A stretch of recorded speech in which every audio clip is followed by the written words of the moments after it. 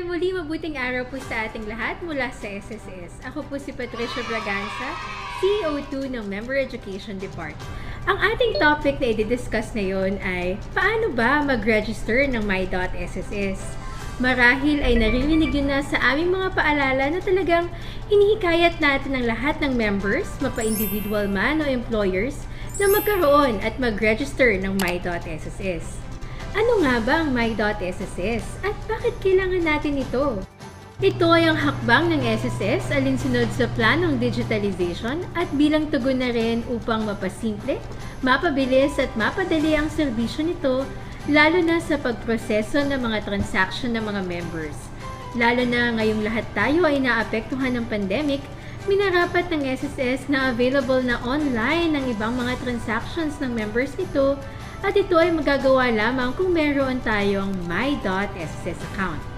Sino-sino nga ba ang kailangan mag-register at magkaroon ng My.SSS account? Lahat ng SSS members.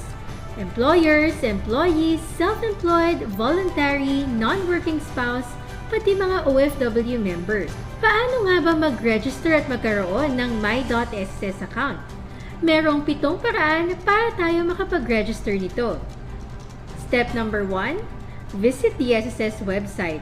Pumunta lamang po tayo sa www.sss.gov.ph at i-click ang member portal at piliin ang Not Yet Registered in My.SSS.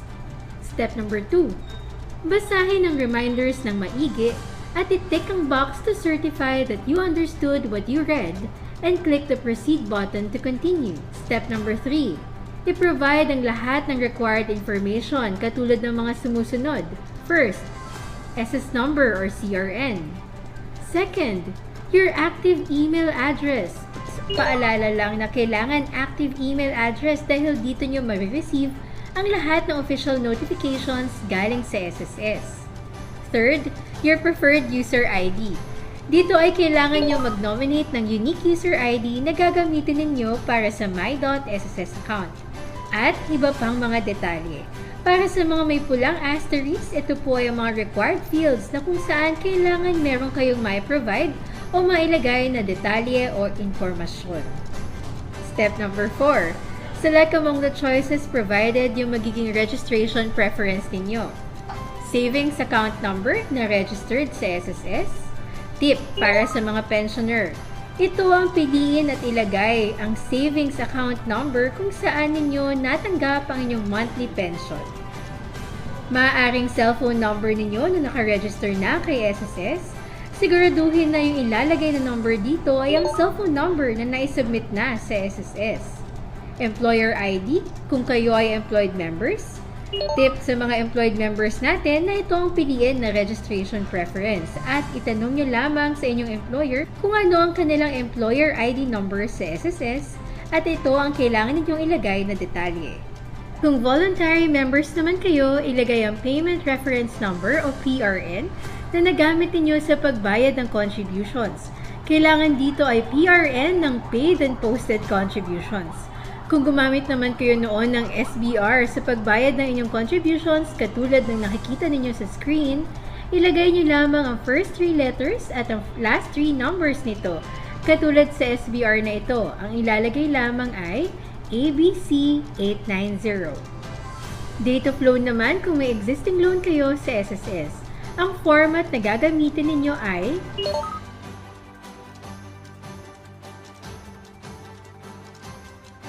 para naman sa kaka-apply pa lamang ng SS number online simula noong December 10, 2020, ilalagay lamang ang transaction number.